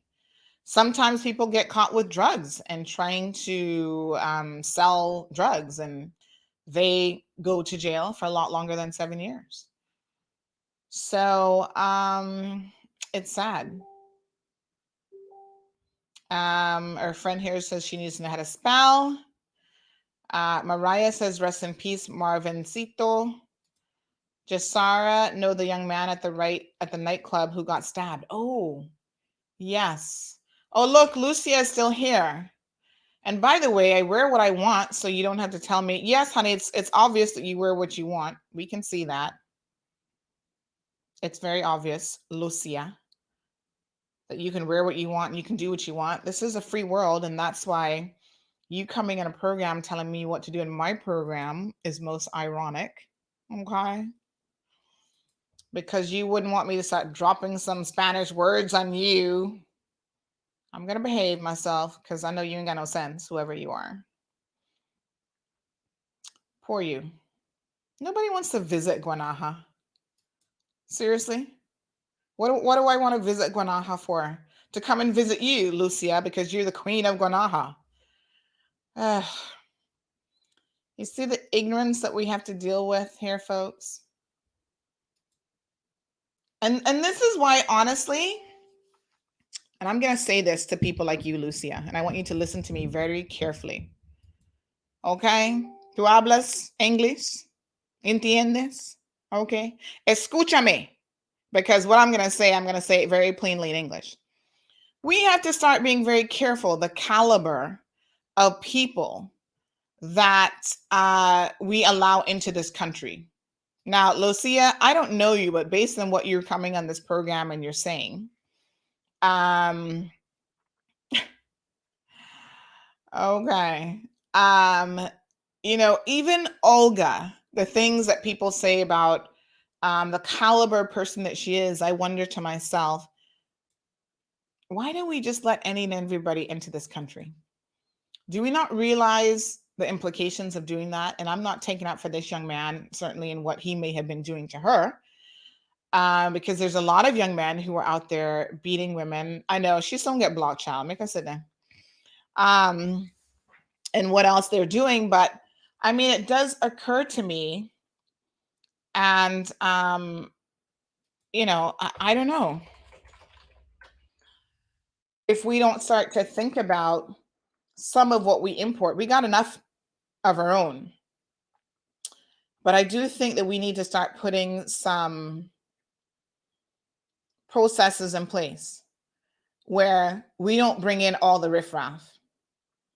And it seems to me that we are a little bit too happy importing riffraff from Honduras, Jamaica, the USA, Canada, the UK, the Philippines. It doesn't matter where they're from.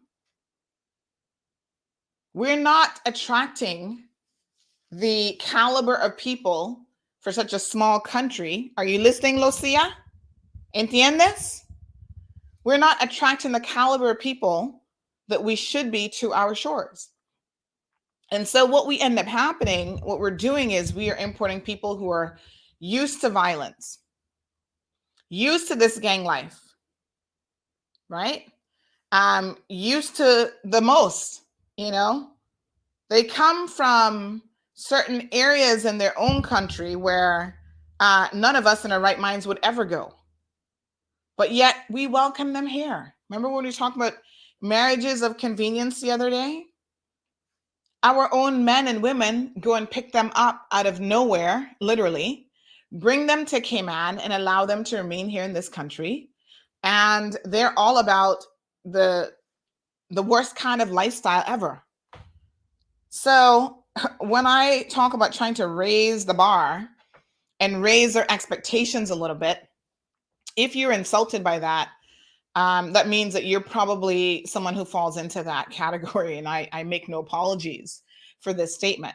There's nothing wrong with being selective about the people that you want in your country. Olga, from all appearances, is not the type of person that we should have ever allowed into Cayman. Sometimes you don't know. And sometimes there are clear signs. Remember the young lady who came here and caused one of her own Caymanians to take his own life?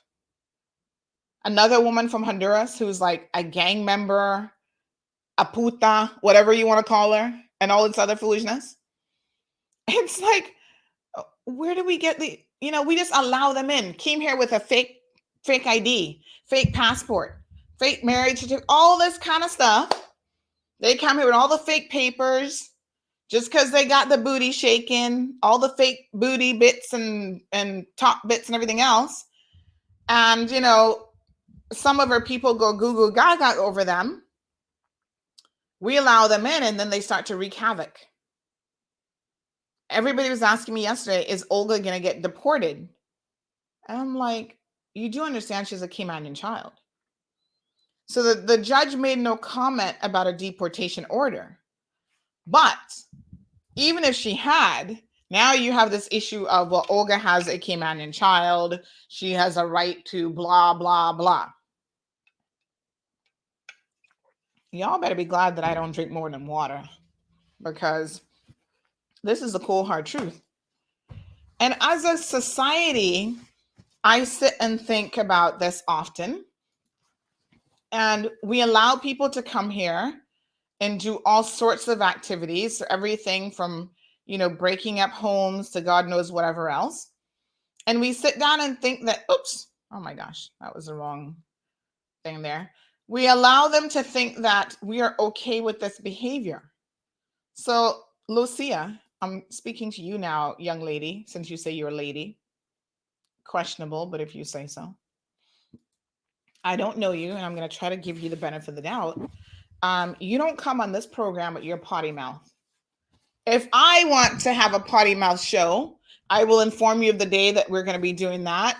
And then as the host of the program, since it's my show, I get to pop off first, not you, honey boo boo child.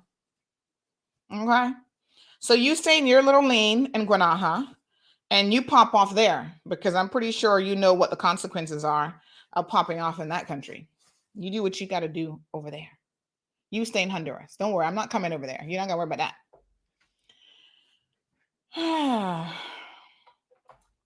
Y'all not easy enough. Louis says, keep the cold hard truth show going. The farmer tilled the soil for a reason. It brings up all kind of stuff, but the results are amazing. They always come here and breed and use that as an excuse, but outdoing their little effery.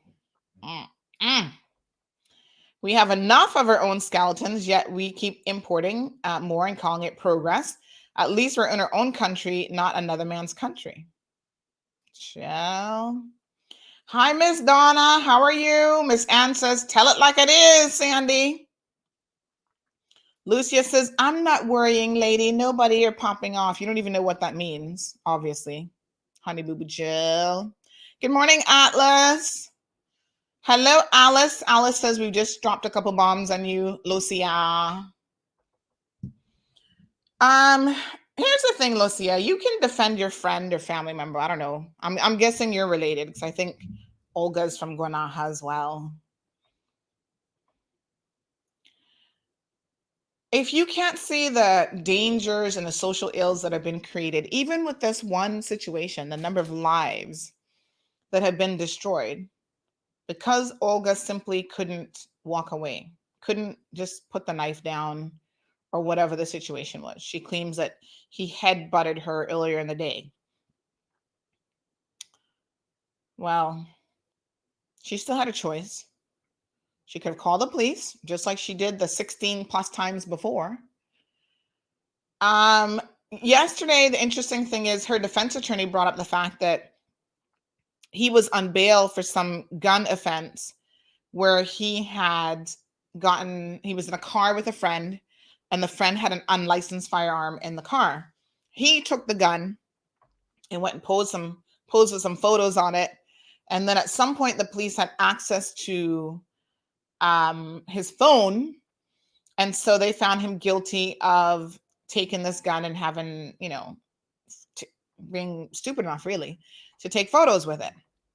So he was on bail for that. So, of course, Olga was trying everything in her power to make him look like he was the worst person in the world. And I'm not saying that, I don't know Marvin. I'm not saying that he was an angel. That's not for me to say. Obviously, he was doing stuff and he was, getting in trouble, kind of in and out of court, all kind of foolishness. But he was on bail for this offense. And they said that when she entered into the relationship with him, she obviously knew about this offense. They'd been together for 3 years. And in fact, she was back and forth in court with him. Someone actually told me yesterday that the Friday before the stabbing, she was in court with him. I'm just like, this is what you call dysfunctional relationships, people.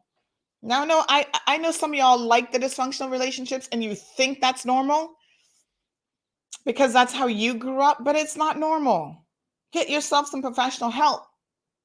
So now in court yesterday, she was trying to use that at the last minute to say, oh, he's a super dangerous person. And he's clearly a person who had access to a gun if he wanted to, or his friends had access to guns. It was a bit of a stretch. And the judge said, yeah, that's going a bit far. I mean, honestly. So that didn't really help her argument, but it was interesting that she tried to bring it up in any event. You walked into the relationship knowing that this kid was probably a little badass and a troubled kid. You're a big woman. How old is Olga? I can't even remember. But he was only 27. I think she's probably closer to 40. So what you messing around with a 27-year-old boy for? And you letting him run the show? So Alma says, Lucia, chill out. Don't come and make Guanaja look bad.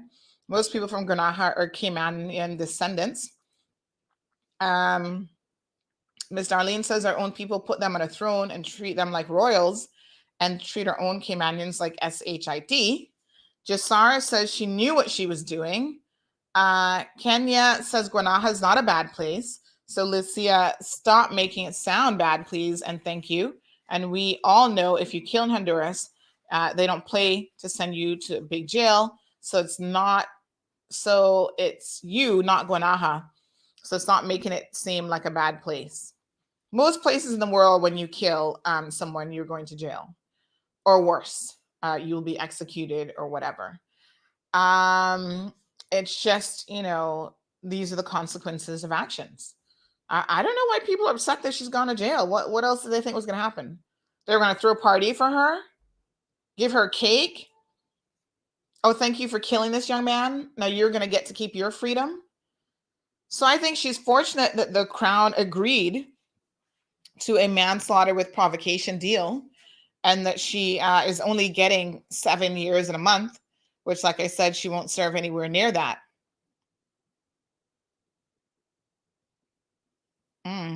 Julie says, too late for that friend.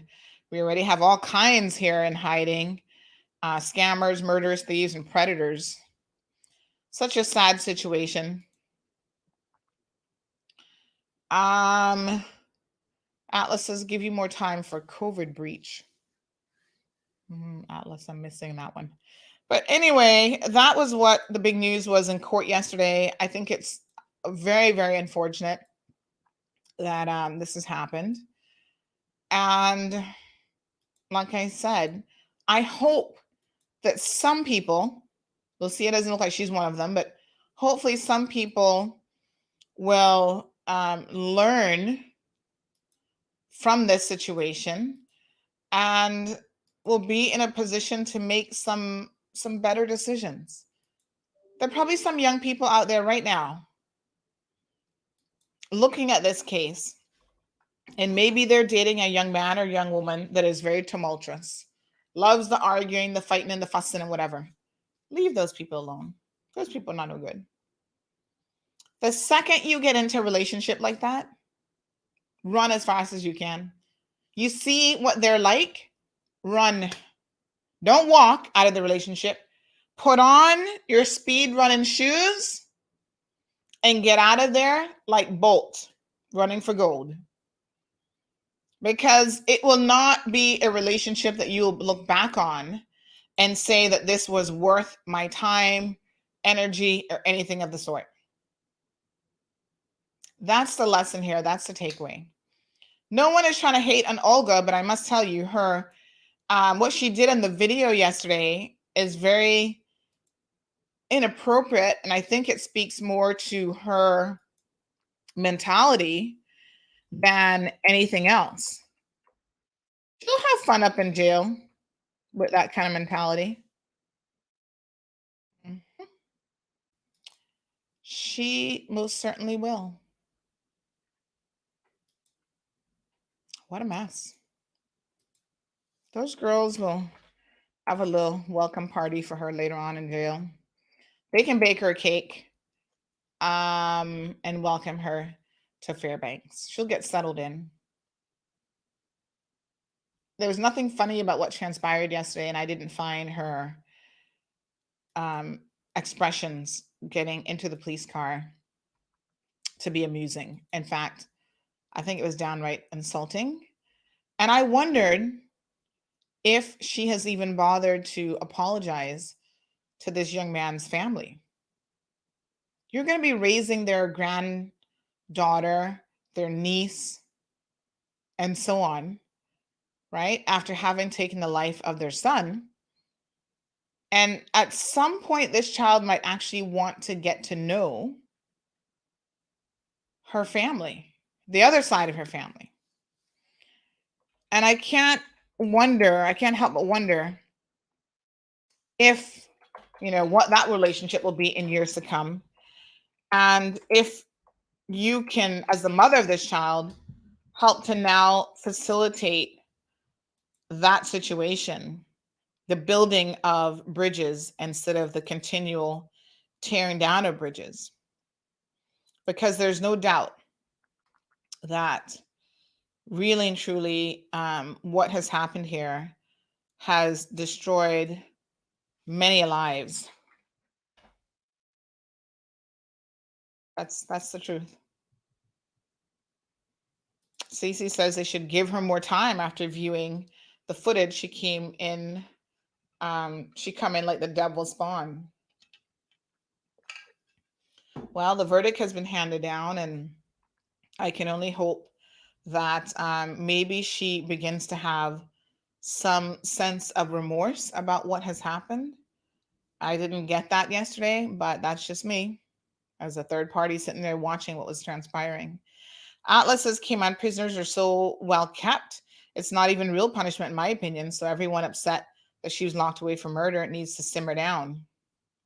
Yeah, it's definitely not the worst place in the world. That's for sure. You know, she's not going to have the worst life ever. Trust me.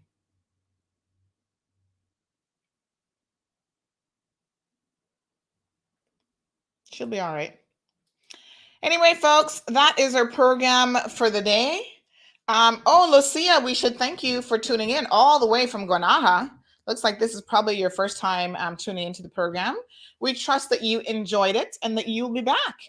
Maybe there'll be some other issues of things happening in the Cayman Islands that might interest you. Louis says Hitler said to take a country and disarm the people. Thank you, Sandy, for not allowing the Cayman Islands to be disarmed by being a voice for the people. Thank you so much. Because you arm people with information. Jess says by the looks of it, she was gloating over not getting a longer time than she did. Unbelievable. But, you know, she might think 5 years is a short time and 6-7 years that she actually got. It might be a short time for taking someone's life, but what I would say is that it's going to be a long time for her freedom to be taken away. So I think that, you know, she can pretend that she's going to be okay, but if she's even half a mother, if she's even someone that remotely cares about her child, being away from that child for even a month is torture, much less 7 years. With her 60% reduction, it'd be more like 5 years, but still. I do believe that she will feel it. She might not want to show it because she wants to pretend like she's a badass and whatever. Good for her. And I do think that they needed to consider deportation order as well. Larry, thank you. You have a wonderful week. And Leroy, thank you as well. Thank you guys so much for tuning into the program. 211 of you still hanging tight with me. I appreciate that. Big shout out to our YouTubers. And of course, everyone always tuned in on Facebook. We're doing a little mini staycation this weekend, folks, going to the BRAC. So I'll be seeing you BRACers. Look out for me. And yeah, so I got to go pack a quick little suitcase. I got to throw everything in there right now because then I've got to hit the road. I've got a few errands to run today. There's a very interesting case that I'm bringing to you guys that we'll have to discuss next week about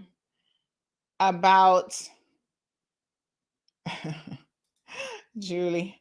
There's an interesting case about a child theft. Two people in the Cayman Islands are being charged with stealing a child. Wow. Again, the riffraff that we're importing are stealing people's children. You guys are not going to believe this one. Stay tuned. Maybe Monday or Tuesday, we can get into that one. Crazy as it gets. You guys have a safe and beautiful weekend. Again, thank you so much for tuning in. Please be safe when you're out and about on the roadways. Thank you for tuning in to another edition of The Cold Hard Truth. Make sure to check Facebook for showtimes and more information and the latest news at CaymanMarlRoad.com. Subscribe to our IG and Facebook pages to get the latest happenings.